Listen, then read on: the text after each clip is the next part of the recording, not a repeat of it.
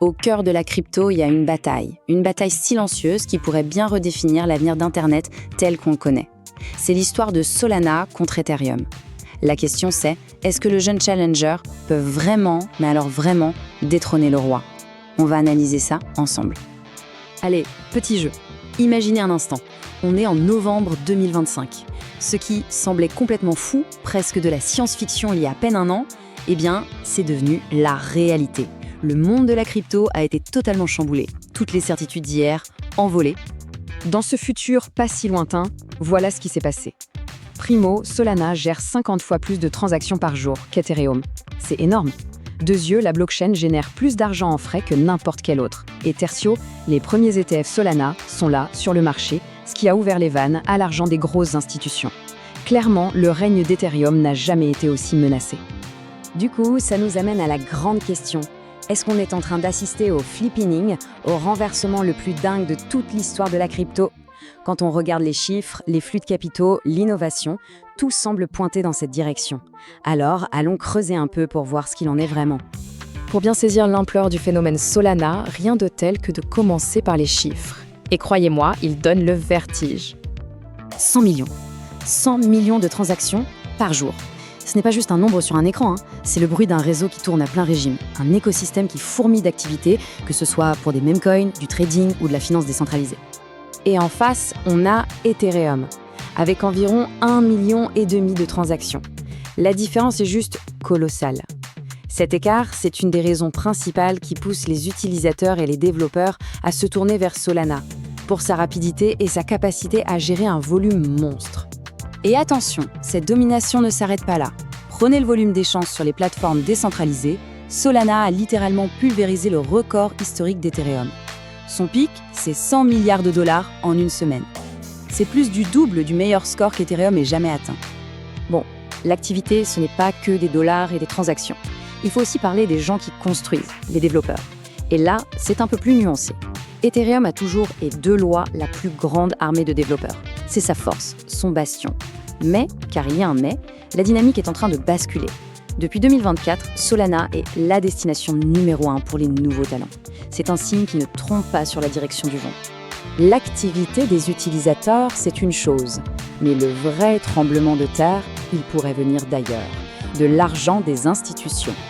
Les grands noms de la finance commencent à choisir leur camp, et on dirait bien que Solana a leur faveur. Pour comprendre ça, il faut connaître un concept, les DATS, les trésoreries d'actifs numériques. C'est simple. Imaginez la trésorerie d'une multinationale. Au lieu de se contenter de garder des dollars, elle investit des sommes folles dans des actifs comme le SOL de Solana pour générer des rendements tout aussi fous. Eh bien, c'est exactement ce qui se passe en ce moment. Et l'ambition derrière ces DATS est juste démesurée. Écoutez ce que dit Kyle Samani, le patron de Forward Industries, un des plus gros investisseurs. Il ne vise rien de moins que la création de géants financiers à plusieurs dizaines de milliards de dollars, entièrement bâtis sur Solana. Rien que ça. Regardez ce graphique, il parle de lui-même. Forward Industries, à elle toute seule, c'est presque la moitié de tous les investissements dans les DATS de Solana. C'est un pari énorme, massif, d'un seul acteur majeur. Forcément, ça donne une crédibilité incroyable à tout l'écosystème. Et voilà le mécanisme. C'est malin. En gros, ils achètent pour 1,65 milliard de dollars de jetons Sol et les mettent au travail sur le réseau. C'est ce qu'on appelle le staking. Et rien qu'avec ça, paf, ils génèrent plus de 100 millions de dollars de revenus passifs par an. C'est un modèle économique hyper puissant qui parle forcément aux investisseurs traditionnels. Mais attendez, cette croissance fulgurante, ce buzz, ça ne vous rappelle rien? Normal.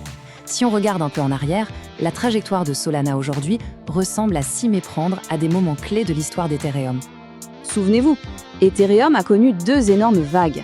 D'abord, la folie des ICO en 2017 qui a attiré un argent fou.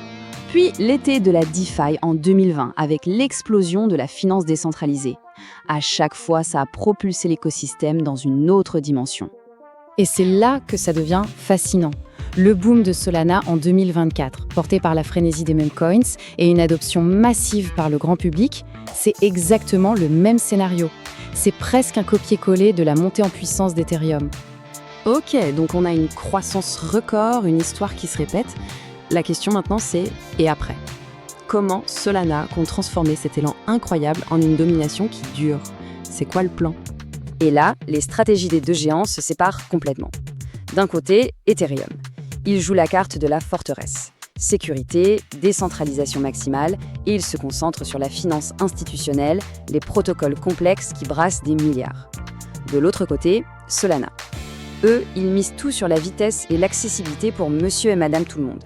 L'idée, c'est de rendre la crypto aussi simple que d'utiliser n'importe quelle appli sur son téléphone. Et justement, l'arme de Solana pour ça, c'est le téléphone Seeker. Avec plus de 150 000 précommandes, ça prouve qu'il y a un vrai désir pour une expérience crypto simple, intégrée, mobile. C'est leur pari audacieux pour faire entrer des centaines de millions de nouvelles personnes dans cet univers. Et derrière cette ambition, il y a la technologie qui doit suivre. Et elle évolue à une vitesse folle. On parle de mises à jour comme FireDancer qui vise le million de transactions par seconde. C'est plus que Visa. D'autres, comme Alpenlo, vont rendre les confirmations de paiement quasi instantanées. On n'est pas dans l'amélioration à la marge là. On prépare le terrain pour une adoption à l'échelle mondiale. Bon, après avoir vu tout ça, quelle est la conclusion ? Est-ce que le grand renversement est inévitable ? Eh bien, la vision qui se dégage est un peu plus nuancée. Cette citation, elle résume tout parfaitement. Des géants comme Western Union ou PayPal, ils ne vont pas réinventer la roue, pas construire leur propre blockchain. Non, ils choisissent la meilleure plateforme qui existe. Et de plus en plus, cette plateforme, c'est Solana. Le but, ce n'est peut-être pas de tuer Ethereum, mais de devenir l'infrastructure, la colonne vertébrale de la prochaine génération de services financiers. Le décor est planté pour un duel historique. D'un côté, l'élan, la vitesse, l'ambition folle de Solana. De l'autre, la forteresse bien établie, la résilience d'Ethereum. Alors, le renversement aura-t-il lieu, ou est-ce que le roi va réussir à garder sa couronne ? Une chose est sûre, la bataille ne fait que commencer. Merci de nous avoir suivis.